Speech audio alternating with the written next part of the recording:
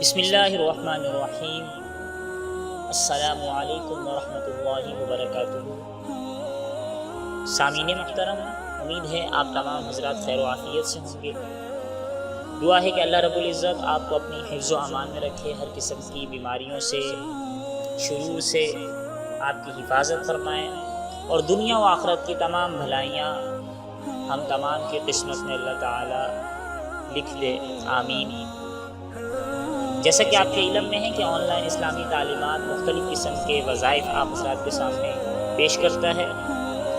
آج بھی انہی وظائف کے سلسلوں میں سے ایک سلسلہ ہے، تو آپ حضرات سے گزارش ہے کہ جنہوں نے ہمارا یہ چینل سبسکرائب نہیں کیا وہ اسے سبسکرائب کرتے ہوئے بیل آئیکن دبائیں، تاکہ ہماری آنے والی ہر نئی ویڈیوز کی معلومات بر وقت آپ تک پہنچ سکیں، اور ہماری ویڈیوز کو لائک کر کے دوست و احباب تک کریں، تاکہ اس نیکی میں برابر کے آپ بھی اور وہ بھی حصے دار ہوں۔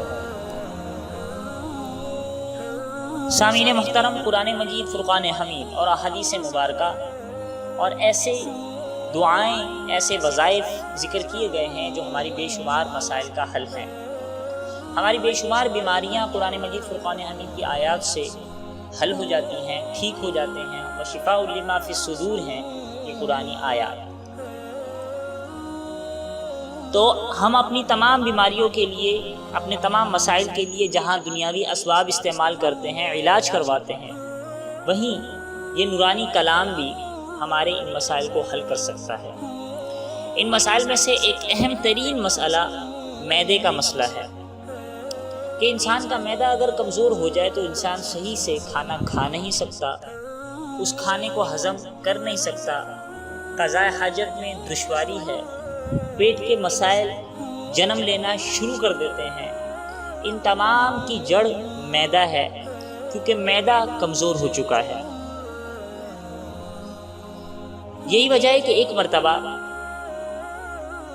ایک حکیم نے غالباً کہا تھا کہ اسلام نے حکمت سے متعلق، یعنی طب سے متعلق کیا تعلیمات دی، تو جواب دینے والے نے جواب دیا کہ نبی کریم صلی اللہ علیہ وسلم نے تعلیم دی کہ انسان کو جب تک بھوک ہو کھائے، اور کچھ بھوک چھوڑ کر کھانا چھوڑ دے۔ تو اس حکیم نے کہا تھا، گویا اس جملے میں، اس حدیث کے مفہوم میں آپ علیہ الصلوۃ والسلام نے طب کا سارا کے سارا نچوڑ رکھ دیا ہے۔ یعنی کہ جب انسان اپنی بھوک چھوڑ کر کھائے گا تو پھر اس کا معدہ جتنی غذا اس نے کھائی ہے وہ ہضم کر کھائی ہے وہ ہضم کر پائے گا، پیٹ کی بیماریاں پیدا نہیں ہوں گی، انسانی اعضاء درست طور پر کام کریں گے۔ لیکن اگر بہت زیادہ کھائے گا، حد سے زیادہ کھائے گا، بھوک کے علاوہ بھی کھائے گا، تو معدے پر بوجھ بنے گا، معدہ کھانا ہضم نہیں کر پائے گا، پیٹ کی نت نئی بیماریاں جنم لینا شروع کر دیں گی، انسانی اعضاء کے اندر فساد لازم آنا شروع ہو جائے گا، اور مختلف قسم کی بیماریاں جن میں نہ صرف پیٹ بلکہ دل و دماغ بھی داخل ہیں، وہ بیماریاں پیدا ہونا شروع ہو جائیں گی، کولیسٹرول بڑھے گا، شوگر کی بیماری پیدا ہونا شروع ہو جائے گی، اور مختلف قسم کی بیماریاں لگیں گی۔ لہذا معدہ انسان کا درست ہونا چاہیے۔ اس کے لیے انسان غذا کو بر وقت استعمال کرے، اور حد سے زیادہ غذا کو استعمال کرنے میں تجاوز نہ کرے۔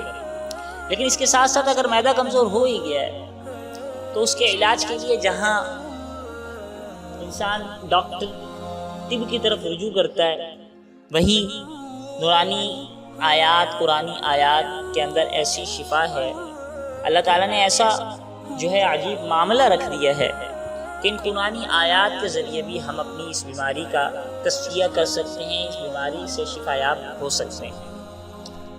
سماعت فرما لیں کہ قرآن مجید، فرقان حمید کی سورہ آل عمران جو تیسرے پارے کے نصف کے قریب ہے، سورہ آل عمران کی آیت نمبر 8 جو کہ یوں ہے، ربنا لا تزغ قلوبنا بعد اذ ہدیتنا وہب لنا من لدنک رحمہ انک انت الوہاب۔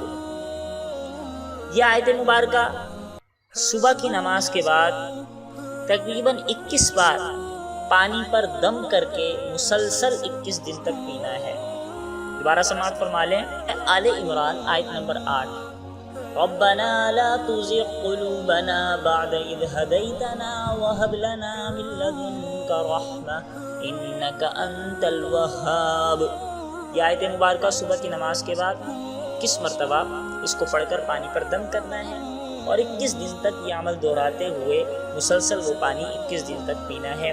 انشاءاللہ العزیز اللہ تعالیٰ معدے کی تمام بیماریوں سے نجات عطا فرمائیں گے، شفا یاب عطا فرمائیں گے۔ معدہ ٹھیک ہوگا تو پیٹ کی بیماریوں سے حفاظت ہوگی، جگر کی بیماریوں سے حفاظت ہوگی، انسانی اعضاء میں فساد لازم نہیں آئے گا۔ اللہ تعالیٰ ہمارے تمام جملہ امراض سے ہمیں شفا یابی نصیب فرمائیں، اور جو کوئی بھی بیمار ہے اللہ تعالیٰ انہیں شفا کاملہ عاجلہ مستقلہ عطا فرمائے۔ آمین۔ والسلام علیکم ورحمۃ اللہ وبرکاتہ۔